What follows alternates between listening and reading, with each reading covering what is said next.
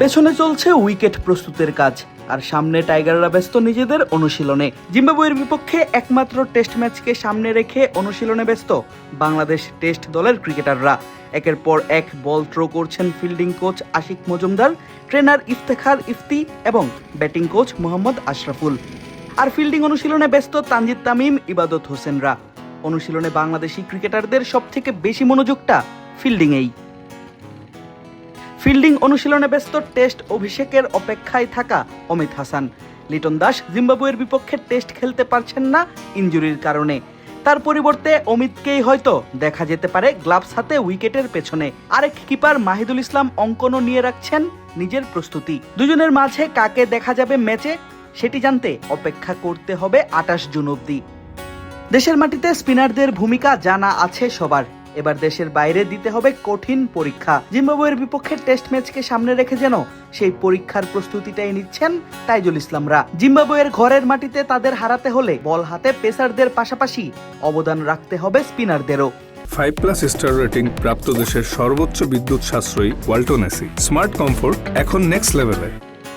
তবে কিন্তু আছে একটি, যেই মাঠে অনুষ্ঠিত হবে ম্যাচ তা সমুদ্রপৃষ্ঠ থেকে প্রায় 1500 মিটার উপরে। সেখানের কন্ডিশনের সঙ্গে বাংলাদেশি ক্রিকেটারদের মানিয়ে নেওয়াটাই যেন সব থেকে বড় চ্যালেঞ্জ। তবে ট্রেনার ইফতেখার ইফতি জানালেন কিভাবে করছেন সেই চ্যালেঞ্জের মোকাবেলা।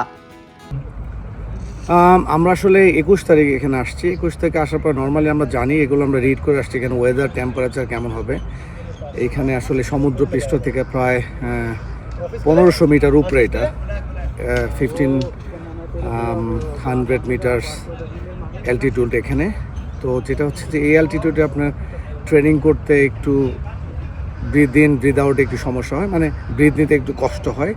তো সেজন্যই যেটা হচ্ছে যে আমরা সায়েন্টিফিক্যালি একটা জিনিস ব্যবহার করেছি, সেটা হচ্ছে যে 1500 অ্যালটিটিউডে যখন আপনি মানে কোথাও ট্রেনিং করবেন তখন অক্সিজেনের যেহেতু সমস্যা হতে পারে, সেহেতু এসেই আমরা একটা কন্ডিশনিং সেশন রিকভারির পরে একটা কন্ডিশনিং সেশন রাখার চেষ্টা করেছি, যাতে 1500 মিটার যদি আমরা এটা কন্ডিশনিং ট্রেনিংয়ের মধ্যে ফেলে দিতে পারি, তাহলে যেটা হবে যে ওরা এই ওয়েদারের মধ্যে, এই কন্ডিশনের মধ্যে খুব তাড়াতাড়ি অ্যাডজাস্ট করে ফেলবে। তো গতকালকে আমাদের রেস্ট বাকি যারা ছিল তারা অলরেডি টিমের সাথে জয়েন করেছে, ওদেরকেও আমরা এই প্রোটোকলে ফেলেছি।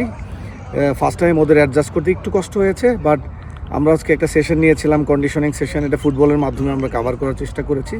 আমার মনে হয় 2-1 দিনের মধ্যে এটা অলমোস্ট কাভার হয়ে যাবে, এবং কি ডেফিনেটলি ম্যাচের আগে এটা ফুললি তারা ফিট হিসাবে ম্যাচে নামতে পারবে।